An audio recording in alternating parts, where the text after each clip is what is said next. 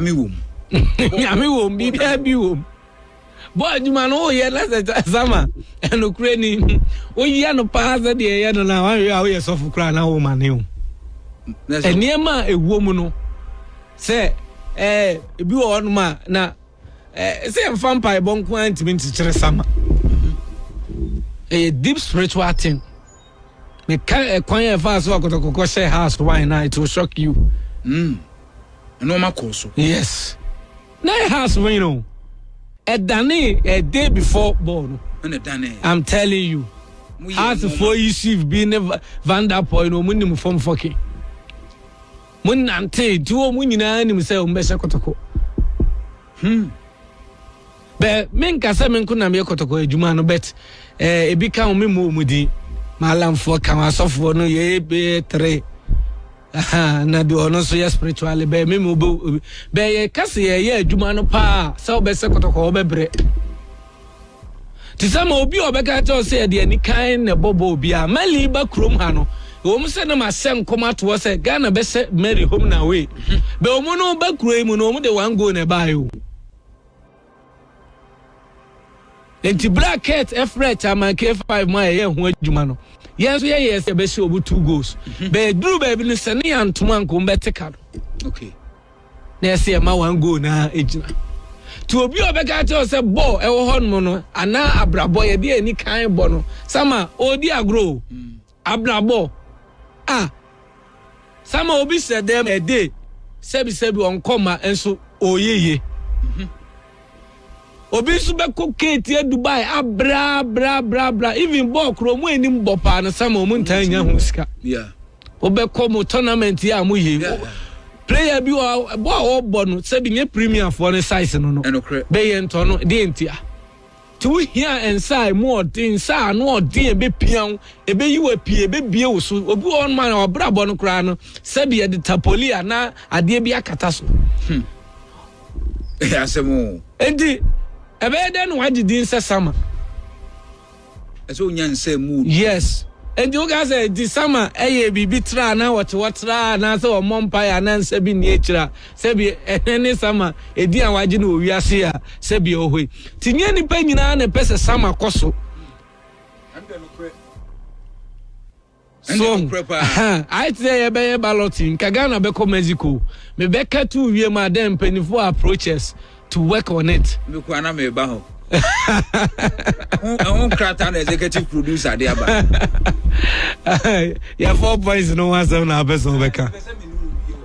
Pese me no wie na ye number bi o ha ye de betu dwa and be kitu abi because of time no traffic so me sure so no ma pi so e say we na ye Kotoko de ye fancy ho but finally league no hu ne say 4 teams now boy yes but they say adwuma bi wo ha obitimi ye say adwuma na wo kan Kotoko anye na say aduana na mediam na ha ase ya ebetimi akomu favor yes empire say Kotoko for ba na say already new mu free musu mpra na ebeba no because the second round omo ho be den pa okay second round omo ho be den pa okay enya agro na this year the next week Kotoko team no ebe di no hona eboa no pa na ni din be start free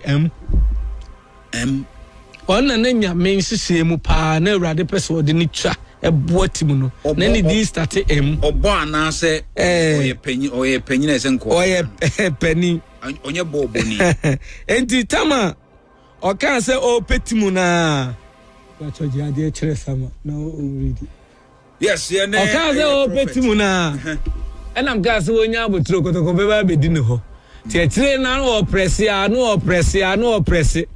enam ka tell say end of what August obe coach Ghana national team no say Ghana national team there okop timi man ending na so ye no e say nyame adom ne atam Ghana under 20 so we are budini This is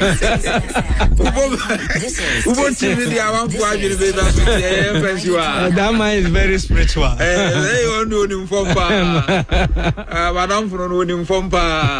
Okay. Me so na me dre no pa. O dre no. Kotoko ni nsu atreman.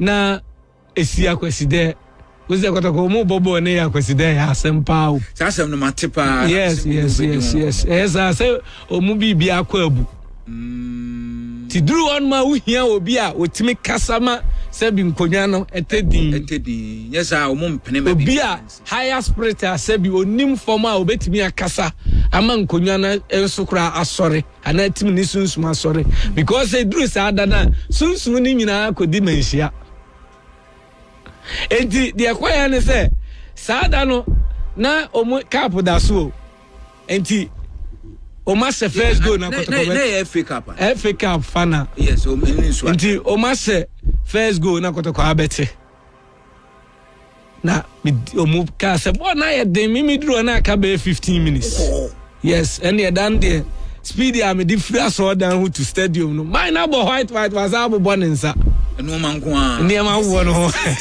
ti we na me duro no man VIP tra hotline na me tinse sticker ne penifo no safu je mfimu na me hedi na mse one go aka one go ti hwana pa go ne ba ya na omunya penalty no munyina obi oho bi abehwem na sama me see me traze says na mse asale bechebon opa buso obi anu obi Frederick Kasari this is Taste FM 90.1 ekwa ba so tip penalty no ti na ze na coach ya wase saada no obi ka kire so hwehwe machiri kwan ti o ya se prof nim na mo ha me pa o saka pu na mpese me de jema me di ka ho enti bibi o wi asesama bibi o wi asepa yes Prophet Paul Kusi apia. No na ene chuchu. Prophet messages ibana. Nyagro. Sama wake up Ghana group no. For group no to so mama. Obia key players ya Mompire obia key players enkobi. Pra. Your group no. Ye de ho adwuma. Okay. Ye Mompire ma pate semenyo ne sa kudus mono. Because England o de omu training ni ayi nyina e free bear match mu ho ko no be say England players na start prepare saka na say bi kra yi event yes this is the nyamia can't tell me no enti yan moye de ho baye because ya ni Croatia no de me hu say ya ball draw enti na mathematics aba Ghana fo nyina ya say ya mass ni bi ni 4 points. Okay, next any a Panama. And I lose to England. And you have a board draw with Croatia, 4 points. Yes. I mean, can't Miana, me de my a quite before 4 points. A bet means why I say, you bet me a lose to Panama. Near Beshe, Croatia. I Beshe England. Near board draw with Croatia. Near 4 points. Sama they met me a capa and said they didn't timo when yet mo omumfa when yet mumfan technical team so when yet so mumfan ko did I you when yet team uncle can coaches now omumfan ko keke okay but when yet team mumman ko Bobby see it me free group stage na e be ya de pa enti answer radi nyankopon say third position ne de mfatai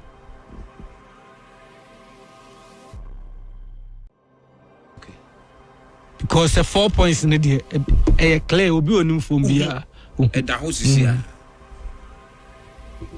4 points in the that clear name key players ya na sama munyina ka say wake up ya hwenye de players ya ko he omunyina na afa obi epo omunyina prepra ena enye Ghana group no nko sana wake up na hwebe key players obi epo omahu omu no home be messy.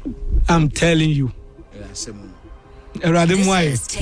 Baba, en common there, you be na traffic ni ade yes, ebe ma wa wi. Yes. Omozi agro ye de no na ade esan.